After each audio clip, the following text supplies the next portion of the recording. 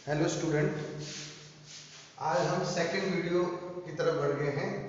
हमने पहले वीडियो के अंदर बहुलक मॉड पढ़ा था, ठीक है।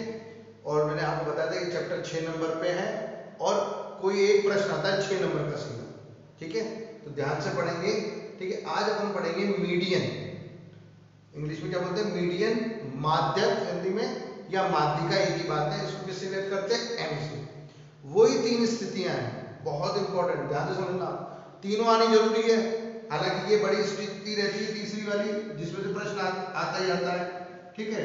लेकिन इसको पढ़ने के लिए इनको जानना बहुत जरूरी है। देखते हैं आज हम इस वीडियो में कितना कवर कर पाते हैं।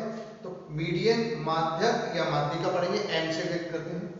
अब वही तीन स्थिति, पहली क्या थी? जब केवल विचर एक्साई दे रखे हो, when only वेरिएबल, आंकड़े दे रखे हैं, ऑब्जर्वेशन दे रखी है। जैसे मैथ्स का एक टेस्ट हुआ 10 बच्चों का, उनके जो प्राप्तांक आए, ऑब्टेन मार्क्स आए क्लास टेस्ट में, जैसे 2, 5, 7, वो केवल विचर दे रखे हो, जिसे बोलते हैं मीडियन फ्रॉम अनग्रुप्ड, ग्रुप थोड़ी नहीं है, और अनग्रुप्ड या इंडिविजुअल सीरीज, ठीक है।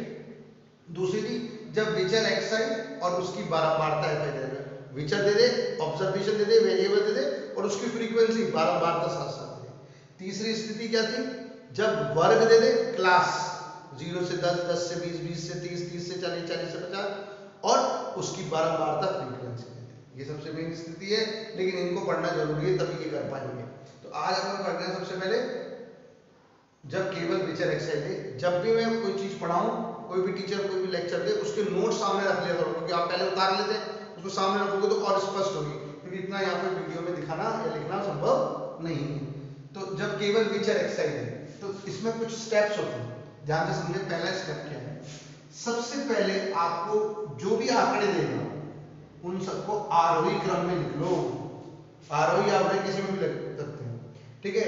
असेंडिंग या डिसेंडिंग ऑर्डर किसी में भी लिख सकते हैं। अपन किस में लिख रहे हैं? असेंडिंग ऑर्डर में, आरोही क्रम, छोटे से बड़े के रूप में लिख लो।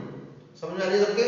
ठीक है, छोटे पहले, फिर उसके बाद बढ़ते हुए आंकड़ों को सबको लिख लो, क्योंकि आंकड़े दे रखे होंगे, खाली वेरिएबल्स दे रखे होंगे। दूसरा स्टेप, उनकी संख्या, विचरों की संख्या एन से लिखते हैं अपन। नंबर ऑफ वेरिएबल्स कितने हैं भाई, वो गिनो। क्लास में कितने बच्चे? 5 है, 10 है, 15 है, 20 है, 25 है, ठीक है। वो लिख दिया, उसको विचरों की संख्या एन बोलते हैं। उसके बाद तीसरे स्टेप के अंदर दो है स्टेप से, ए और बी। ए और बी क्या है? ध्यान से, वो निर्भर करेगा इस विचरों की संख्या एन पर। नंबर ऑफ वेरिएबल्स कितने हैं? देखो बेटा, नंबर ऑफ वेरिएबल ऐसे हुए, मान लो 2 हुए, 4 हुए, क्या काम करते हैं, 1, 3, 5, 7, 9, यानी विचरों की संख्या कैसी होगी? विषम, विषम, ऑड नंबर ऑफ टर्म्स होंगी, ऑड नंबर ऑफ वेरिएबल्स। मतलब मैं ये नहीं कह रहा 1, 3, 5, 7 ये होंगे, नहीं, इनकी संख्या 3 हो सकते हैं, 5 हो सकते हैं, 7 हो सकते हैं, 9। तो ऐसी स्थिति में माध्यक, मीडियन क्या होगा? n प्लस 1, जो भी इनकी संख्या होगी उसमें एक जोड़कर बट्टा 2 वा पद। कौन सा पद होगा? माध्यक, मीडियन या माध्यिका कौन सा होगा? n प्लस 1 बट्टा 2 वा पद। कब? जब विचरों की संख्या कितनी हो? विषम, ऑड हो, ठीक है। कौन सी टर्म होगी? n plus 1 upon tooth term. कौन सी टर्म होगी? वो जो अपन सीरीज बनाएंगे ना विचरों के आरोही क्रम में, असेंडिंग ऑर्डर में जो बनाएंगे, उसमें कौन सा पद होगा? उसमें कौन सी टर्म होगी? n प्लस 1 अपॉन 2 टर्म, ठीक है। दूसरा, अगर मान लो ये संख्या, विचरों की संख्या है, सम हो, 2 हो, 4 हो, 6 हो, 8 हो, कुछ भी हो, इवन सम संख्या, विचरों की संख्या, तो इसमें जो माध्यक होता है, मीडियन जो होता है, माध्यिका जो होती है, वो क्या होती है? n upon 2 comma n upon 2 plus 1। दो पद आते हैं, दो टर्म्स आती है, n अपॉन 2 और n अपॉन 2 प्लस 1, ठीक है। वे पदों का मध्यमान क्या निकालना पड़ता है? n अपॉन 2 या n अपॉन 2 प्लस, फॉर्मूले को याद रखना है, n अपॉन 2 या n अपॉन 2 प्लस 1, वे पदों का मध्यमान। मध्यमान मतलब क्या है? Mid value, mid value of terms, कौन कौन सी टर्म्स की, n/2 और n/2 + 1, पहले n/2 करके फिर +1 करें,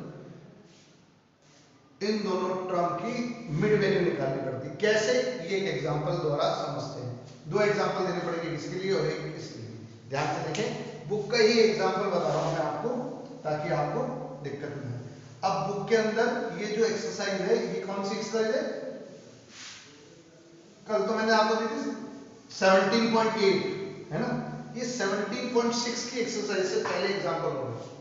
ध्यान से देखना, कौन सी 17.6 के एग्जांपल्स हैं ये, ठीक है। उसमें भी पहला दूसरा, पहले मैं दूसरा कराऊंगा तो मैं पहला भी इसके बाद ही, लेकिन ध्यान से जैसे अपन को वेरिएबल्स दे देगा, ठीक है। क्वेश्चन क्या है, निम्नलिखित आंकड़ों का माध्यक ज्ञात कीजिए, find the median of the following data, ठीक है। अब जो आंकड़े दे रखे हैं अपन को, वो क्या दे रखे हैं बुक के अंदर, बुक का एग्जांपल देखिए, है ना, क्या है आंकड़े, मैं बताता हूं आपको।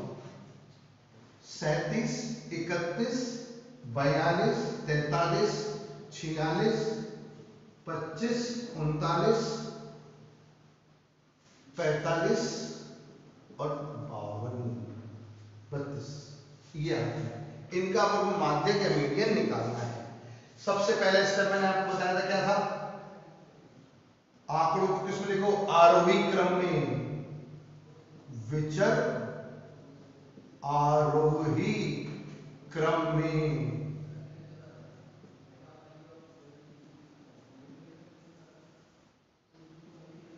इन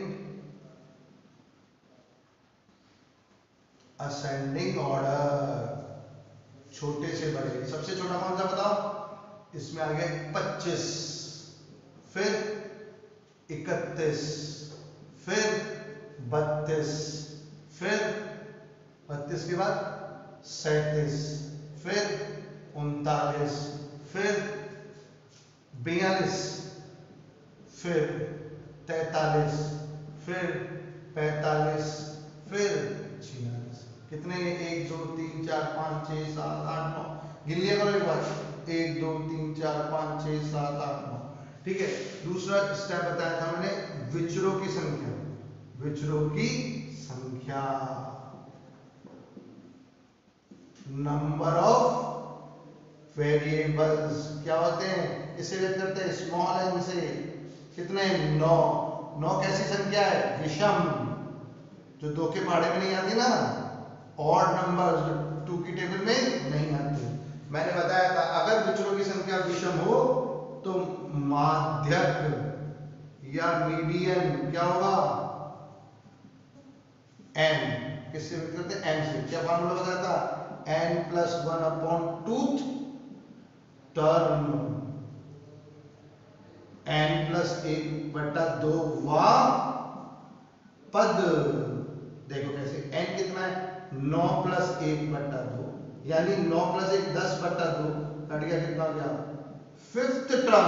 कौन सी टर्म माध्यक होगी, 5 आंसर नहीं है, आंसर 5 नहीं है, फिफ्थ टर्म, 5वां पद। 5वां पद कौन सा होगा, देखो इसमें देखना पड़ेगा, जो आपने आरोही क्रम में जमा, इसमें मत देखना, 1 2 3 4 5, क्या आ गया आंसर, माध्यक m, मीडियन m क्या होगा, 39 39। आ रही बात समझ में, ठीक है। अच्छा, ये तो एग्जांपल नंबर सेकंड था, ठीक है। अब एग्जांपल नंबर फर्स्ट देखते हैं अपन, ध्यान से समझें बात को। ऐसा ही है सीएस को, मेरे पास तो फैसिलिटी है, तुम्हारे पास नहीं है। हमेशा नोट्स जो आपने बनाया है उन कॉपी को सामने रख लिया करो ताकि चीजें समझने में आसानी होगी। एग्जांपल भी उसमें होगा जाता है। अच्छा, अब अपन आ जाते हैं एग्जांपल नंबर फर्स्ट पे। क्या है, वैसा का वैसा ही, find the median of the following data, निम्नलिखित आंकड़ों से माध्यक ज्ञात कीजिए। क्या दे रखे हैं आपने, 25 34 31 23 22 26 25 28 20 और 32, ठीक है। अब ध्यान से समझे बात को। अब वही विचर आरोही क्रम में, वेरिएबल इन असेंडिंग ऑर्डर, छोटे से बड़े। सबसे छोटा कौन सा बताओ, 20, ठीक है। फिर 20 के बाद हो गया 22, फिर 23, फिर 25 दो बार है, 25 अगर दो बार है कोई चीज तो आपको दो बार ही लिखनी है। ये मैंने गलत बता दिया, ये 35 है। अगर दो बार होता तो आप दो बार लिखते, ठीक है। अभी तो कितना गया, 25 एक बार आ गया, फिर 26, फिर 28, फिर 28 के बाद 31, फिर 32, फिर 34, फिर 35। हो गया क्या? 1 2 3 4 5 6 7 8 9 10, 1 2 3 4 5 6 7 8 9 10 पूरे हो गए। अब विचरों की संख्या कितने हैं गिनने में? 10। 10 कैसी संख्या होती है? इवन नंबर, यानी सम संख्या। तो माध्य क्या होगा? n/2, n/2 प्लस 1 वे पदों का मध्यमान, मिड वैल्यू ऑफ टर्म्स। कौन सी टर्म्स? n/2, n/2 प्लस 1, इन दोनों टर्म्स का मिड वैल्यू, मध्यमान निकालना पड़ेगा। पहले ये दो पद तो निकालो, टर्म तो निकालो। कैसे? n कितना है? 10/2, फिर 10/2 प्लस 1, ठीक। वे पदों का मध्यमान, मिड वैल्यू ऑफ टर्म्स। ये दो, पहले 2 पंजे 10 कट गया, इधर भी 2 पंजे 10 कट गए, ये आ गया 5, और ये 5 और 1 6। वे पदों का मध्यमान, मिड वैल्यूज ऑफ टर्म्स। कौन कौन सी टर्म्स? फिफ्थ और सिक्स्थ टर्म की मिड वैल्यू निकालो, मध्यमान निकालो। तो पहले पांचवा और छठा पद देखो क्या है। 1 2 3 4, पांचवा पद ये है, और ये कौन सा पद है? छठा। इसमें चलो पद, ये फिफ्थ टर्म है और ये सिक्स्थ टर्म है, ये पांचवा पद है, ये छठा पद है। रविंद्र ने एक सवाल पूछा था, उसने कहा था ये कहां से आ गए? तो 5 और 6 का नहीं होता, पांचवा और छठा पद फिफ्थ और सिक्स्थ टर्म होती है। तो इधर गिनो, 1 2 3 4 5। मैंने बता दिया एक जैसे नंबर हो तो 3 बार हो तो तीनों बार एक जैसे नंबर को उतारना पड़ता है, लेकिन यहाँ तो एक जैसे नहीं है। तो ये फिफ्थ और ये सिक्स्थ। अब इनका मध्यमान कितने जानते हैं? Mid value. इन दोनों नंबरों को ऐड कर कर और डिवाइडेड बाय 2, ऐसे आएंगे। जोड़ो इन दोनों को, कितना है? 54/2, भाग लगाओ तो कितना जाएगा? 27। तो 27 क्या आ गया? माध्यक या मीडियन। सारी बात समझ में? ये पहले लीजिए जब टेबल विचर एक्सरसाइज है, उसकी दो स्थितियां हैं, दोनों मैंने आपको इस वीडियो में क्लियर कर दी, ठीक है। अगला वीडियो में आप अपने इसके बारे में पढ़ेंगे, क्वेश्चन साथ के साथ करते जाएंगे, ठीक है। ओके, आज के लिए सही है क्या?